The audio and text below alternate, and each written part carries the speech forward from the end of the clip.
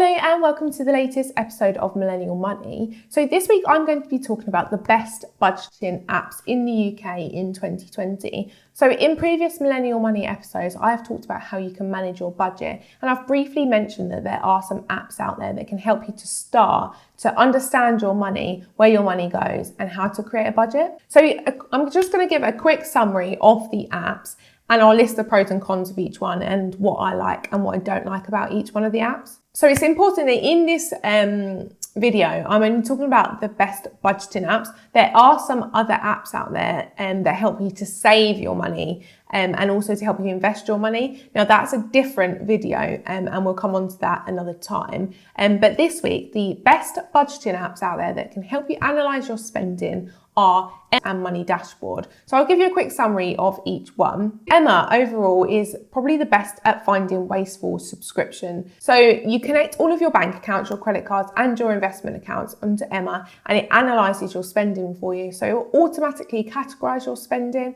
You can see where your money is going each month. And it also highlights your subscriptions. So if you happen to pay for Spotify and Apple Music at the same time, but have completely forgotten that you signed up to both, it will let you know that you're basically duplicating the same thing and help you to cancel them. Emma also has a really great feature, and it notifies you if you are paying unnecessary banking fees. So it will highlight how many fees you're paying over the years. If you didn't realise that you actually had a bank account that charges you, it will highlight this to you, so then you can make the decision whether you want to change bank account. And it's really great for helping you to avoid going into your overdraft as well. I've used Emma in the past, and it notified me that a payment was coming out that I wasn't expecting, and that if this did come out of my bank account, then I would be going into my overdraft, and it allowed me to avoid that happening, because obviously if, like me, you don't have an overdraft, I would have gone into an unarranged overdraft, which obviously banks normally charge you for. So that is a great feature from Emma. Having used Emma though, I didn't really get on with it. I stopped using it after a while, because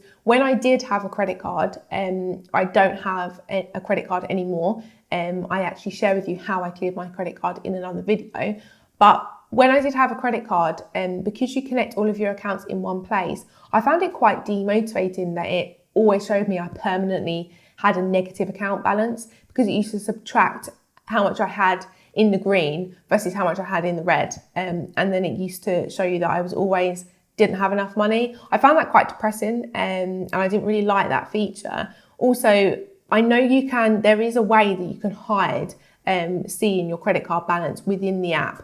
But I found this totally pointless, because I always wanted to know that I had this amount remaining on my credit card, but I didn't need to know that it left me overall in a negative account balance.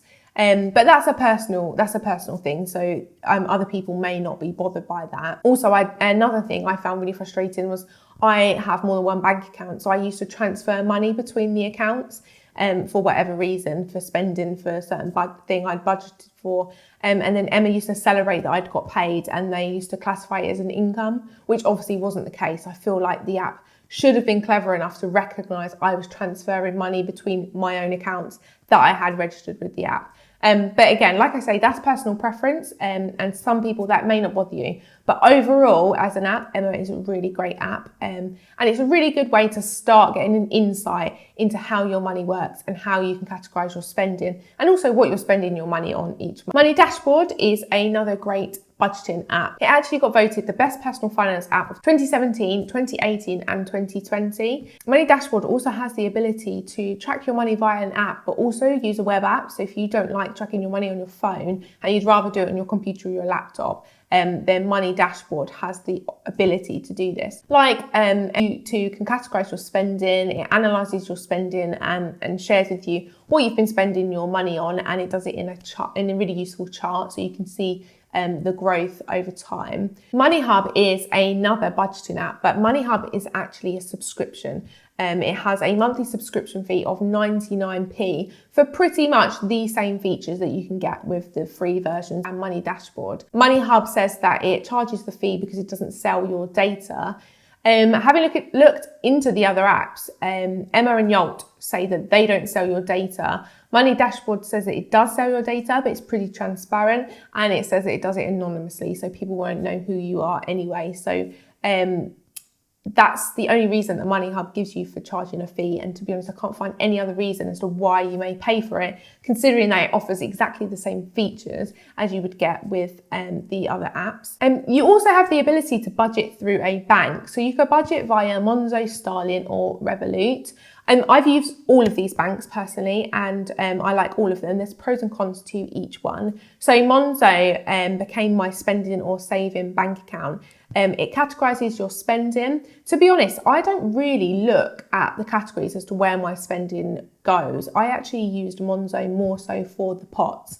Moving my money out into pots, I found this an easier way to save for things in the future, also to manage my money and ensure I always have my money left over and that I wasn't spending anything that I needed later down the line. For example, I had a Christmas pot with Monzo, so I've been putting away money each month to go towards the Christmas pot at the end of the year, and it's easier to do that when you can separate it within your current account rather than having to take the money out and put it somewhere else. So I really like Monzo for that feature. Starling Bank is great as well. It's probably best for round-up saving. So Monzo and Revolut both offer this feature as well. So when you spend money, you can save at the same time. For example, if you bought something for £1.60, it would round up the 40p into a separate pot, which is your money saving pot. Starling does this slightly better than Monzo because it allows you to save twice as much, 5 times as much, or 10 times as much each month. So you can pick how much you want to round up your savings by. Like Monzo and Revolut, you get instant spending notifications as well. This is really handy, and I love this with the budgeting app-only banks, because as you spend, you get an instant notification how much money's coming out. I don't know if you remember previously of high street banks, and not all of them do this now, but some of them do. You used to go out spending and you couldn't remember what you'd spent your money on, and the money was still showing in your account. It might show as pending, but it was still showing there. Whereas now with the budgeting apps, it takes the money out, so you know exactly how much you've got there to spend real time, which is really handy. And then doesn't allow for you to go into an overdraft or overspend. So finally, Revolut is another app that you can use to budget your money. I've used Revolut personally, and I actually think it's best for using when you're abroad. It's great for managing your money. You get instant spending notifications. You also get the roundup feature like you do with Monzo and Starling, and you get a debit spending MasterCard. It works in exactly the same way as the other accounts. The only thing that's different to a Revolut and a Monzo and Starling is the fact that it isn't yet a UK fully registered bank account.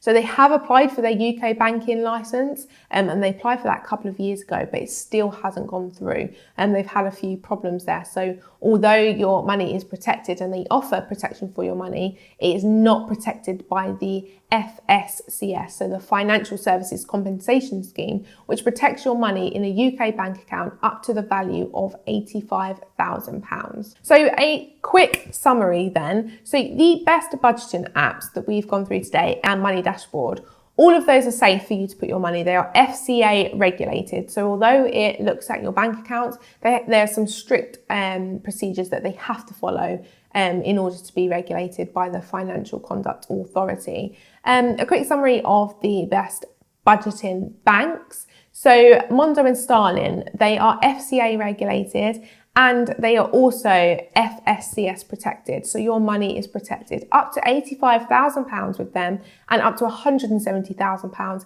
if you happen to have a joint bank account. Revolut, they are FCA regulated, however, they do not have the FSCS protection. We do review all of these budgeting apps and bank accounts on the Money to the Masses website, so if you are interested in any of the apps that I've talked through today, go and check out our reviews, and we go into a lot more detail, and it will help you to decide which one you prefer to open, because like I say, they're very similar, so ultimately, which one you decide to take out will be down to personal preference. So that's it for this week's Millennial Money. Thanks so much for watching. Why don't you go and follow us over on our social media channels? So our Facebook, Money to the Masses, our Instagram at Money to the Masses, and our Twitter at Money to the Masses with the number 2. Thanks so much for watching.